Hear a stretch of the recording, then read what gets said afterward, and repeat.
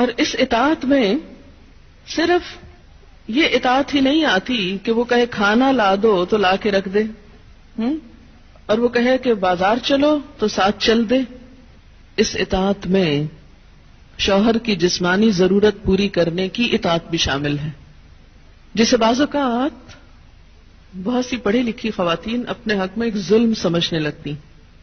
ایک دفعہ کہیں میری ملاقات ایک خاتون سے ہوئی، کیمبرج یونیورسٹی سے انہوں نے لاء میں ایم فل کیا تھا. تو مجھ سے کہنے لگی کہ میرا ایک مسئلہ ہے. میں نے کہا بتائیے.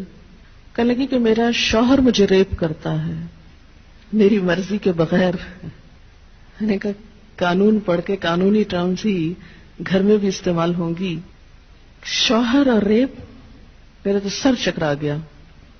یہ بات بہت ڈھکی چھپی ہے لیکن چونکہ دین کا ایک حصہ ہے اس لیے بتانا ضروری ہے. بہت سے گھرانوں میں خرابیاں اور بہت سے گھرانوں میں لڑائیاں اور بدمزاجیوں کی جو روٹ کاز ہے وہ یہاں سے شروع ہوتی ہے، جسے کوئی نہیں کھولتا.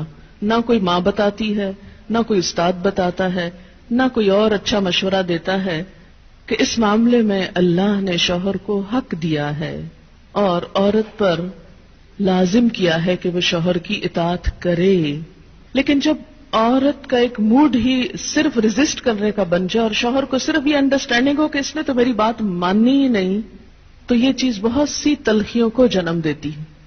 ایسے میں عورت اور مرد کے مزاج میں چونکہ قدرتی فرق ہے، بعض اوقات شوہر کی جو ڈیمانڈ ہوتی ہے عورت نہیں پوری کر سکتی، یا عورت کا مزاج اس سے مختلف ہے، یا عورت اس کو اپنے لیے ایک مصیبت اور بوجھ سمجھتی ہے، تو بھی اس موقع پر اطاعت کہ اللہ کا حکم ہے، اور اگر میرا دل نہیں بھی چاہ رہا تو میرے رب کی رضا اس میں ہے، مجھے اس سے جزا چاہیے، صرف اپنی مرضی نہیں. آپ دیکھیں کہ جب سے عورت نے اپنے اوپر گھر اور باہر کی دوہری ذمہ داری لی تو اس میں عورت کے لیے اس مقام پر اطاعت شوہر زیادہ مشکل ہو گئی، کیونکہ وہ دن بھر باہر کے کاموں سے اتنی تھکی ہوئی ہے کہ اب وہ اس قابل نہیں کہ شوہر کی بات مان سکے. وہ بے شمار گھر کے علاوہ باہر کی ٹینشنز میں گرفتار ہے. لہذا ایک طرف اپنا گھر خراب کر رہی ہے، ظاہر ایک شوہر کو اگر روز نہ ہی سننی پڑے تو اس کی توجہ لازماً باہر جائے گی، وہ کہیں اور دیکھے گا، ذمہ دار کون ہوگا.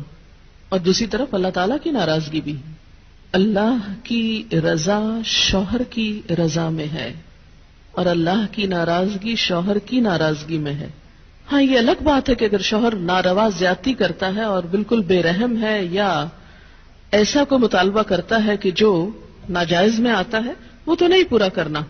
جیسے آپ کو بتایا گیا کہ فطری طریقے کے علاوہ کوئی بھی ایسا طریقہ، خواہ وہ شوہر اور بیوی کے درمیان ہی کیوں نہ ہو، اسے حرام قرار دیا گیا، چاہے وہ عمل قوم لوط سے ملتا ہو یا اورل سیکس ہو. یہ تو ناجائز ہے ہی، لیکن فطرت کے دائرے میں. اور اس میں بنیادی چیز جو باہم کاؤنٹ کرتی ہے وہ باہم ایک دوسرے کے ساتھ کوآپریٹ کرنا ہے، ایک دوسرے کے مزاج کو سمجھنا ہے اور ایک دوسرے کے ساتھ تعاون ہے. لیکن آپ دیکھیں کہ ہمیشہ آئیڈیل صورتحال نہیں ہوا کرتی، ہر شخص اتنا کنسیڈریٹ نہیں ہوتا. لیکن اللہ تعالیٰ نے عورت کو جہاں شوہر کو باہر کی مشقت دی نا، کتنی مشقت ہوتی ہے گرمی میں، دھوپ میں. مثلاً ہر شخص کا ایئر کنڈیشنڈ آفس تو نہیں ہے کہ وہ وہاں بیٹھ کے کام کر رہا ہے. بہت سے مرد سڑکوں پہ سڑکیں بنا رہے ہیں دھوپ میں کھڑے ہو کر، کچھ کھیتوں میں کام کر رہے ہیں، کٹائیاں کر رہے ہیں فصلوں کی، کوئی اور مکان بنا رہے ہیں، دھوپ میں کام کر رہے ہیں. تو مرد اگر سارے دن کی باہر مشقت کرتا ہے تو وہ بھی ایک پینفل کام ہے، اور اس نے محنت کی اور بیوی کے لیے سارا آرام فراہم کیا، کھانا پینا باقی ضروریات. اب اگر بیوی کو اس کا مطالبہ پورا کرنے میں تھوڑی تکلیف ہو رہی ہے تو کیا ہوا کہ موڈ نہیں ہے، دل نہیں مان رہا، تو کیا ہوا، نہ صحیح. لیکن اس کے باوجود جو عورت یہ سمجھتی ہے کہ میں اپنے موڈ کے خلاف جا کر بھی اگر اپنے شوہر کو راضی کرتی ہوں تو یہ میرے رب کی رضا حاصل کرنے کا ایک ذریعہ ہے، تو آپ دیکھیں کہ یہ وہ چیز ہے جس کا صلہ آپ کو اللہ دنیا میں دے دے گا، کیونکہ آپ یہاں صرف شوہر کی نہیں اللہ کی بھی اطاعت کر رہی ہیں. کیونکہ ایک مسلمان عورت کو اس کے رب نے یہ حکم دیا ہے. اور اس میں وہ حدیث آپ نے سن رکھی ہوگی اور عورتوں کو سنانے میں بڑی مشکل پیش آتی ہے مجھے ہمیشہ، اور عورتیں ایک دم اوفینڈ ہونے لگتی ہیں. لیکن بات یہ ہے کہ چونکہ اللہ کے رسول صلی اللہ علیہ وسلم نے فرمایا ہے اور ہم ان کا نام سن سن کے روتے ہیں محبت میں اور نعتیں سن سن کے جھومتے ہیں، تو یہ حکم بھی آپ کا مان لینا چاہیے اور اس حدیث کو بھی سن لینا چاہیے اتنی ہی خوشی سے جتنی خوشی سے ایک نعت سنتے ہیں. نبی صلی اللہ علیہ وسلم نے فرمایا جب مرد اپنی بیوی کو اپنے بستر پر بلائے اور وہ نہ آئے تو صبح تک فرشتے اس پر لعنت کرتے ہیں. بخاری کی روایت ہے کتاب النکاح.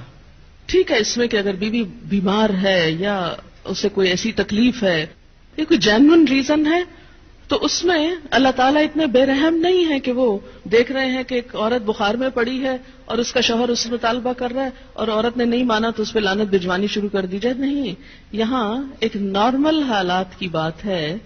ایک عام حالات میں ایک عورت اگر اطاعت نہیں کرتی یا بات نہیں مانتی، اور اسی لیے ایک اور حدیث ہے حضرت ابو ہریرہ کہتے ہیں کہ آپ صلی اللہ علیہ وسلم نے فرمایا اگر عورت کا خاوند اس کے پاس موجود ہو تو وہ اس کی اجازت کے بغیر نفلی روزہ نہ رکھے. تو گویا شوہر کی اطاعت نمبر 1 عام روزمرہ زندگی کے کاموں میں کوآپریشن، اطاعت بمانا کوآپریشن ہے. طوعاً کا مطلب ہوتا ہے خوشی سے کام کرنا. نمبر 2 اس کی خاص ضرورت یا تقاضے کو پورا کرنے میں اطاعت. ہاں، کہاں اطاعت نہیں؟ جب وہ کوئی حرام کام کرنے کو کہے، جب وہ کوئی ناجائز کام کرنے کو کہے، جب وہ اللہ اور اس کے رسول صلی اللہ علیہ وسلم کی مرضی کے خلاف کام کرنے کو کہے. لا طاعت لمخلوق فی معصیت الخالق. مخلوق کی اطاعت جائز نہیں خالق کی نافرمانی میں. اگر اللہ تعالیٰ کسی کام پہ ناراض ہے وہ اطاعت جائز ہے. بہت سی خواتین کو دیکھا ہے جہاں اللہ کی نافرمانی ہو رہی ہے وہاں تو شوہر کی بات بھاگ بھاگ کے مانی جا رہی ہے، اس لیے کہ وہ اپنے نفس کے مطابق ہے نا. آپ سب جانتے ہیں کہاں کہاں.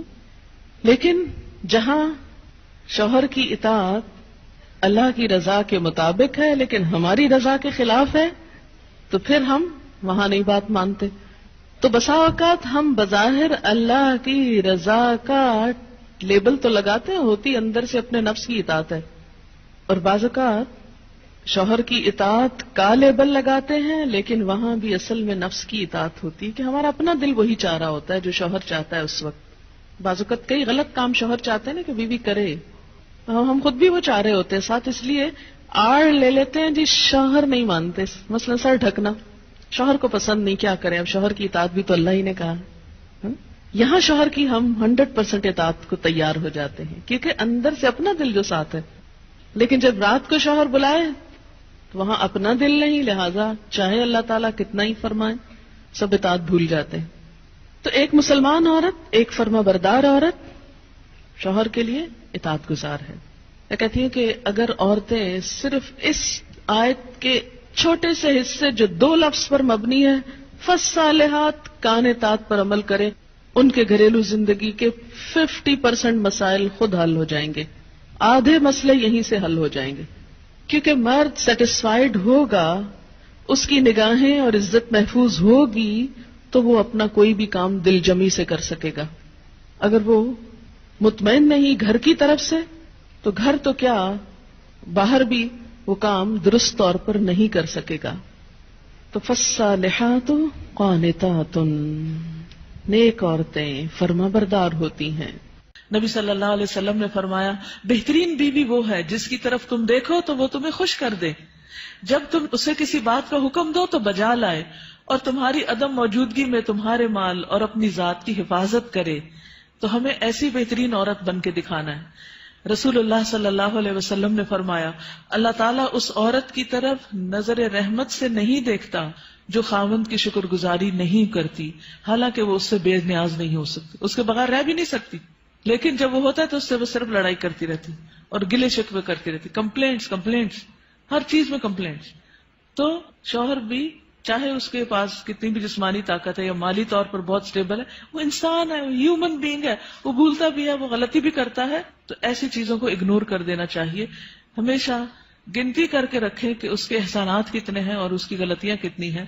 اگر وہ برابر ہو تو بھی شکر گزار رہیں، اور اگر اس کی نیکیاں یا احسانات زیادہ ہوں اور غلطیاں کم ہوں تو غلطیوں کی بنا پر اس کی ناشکری نہیں کریں.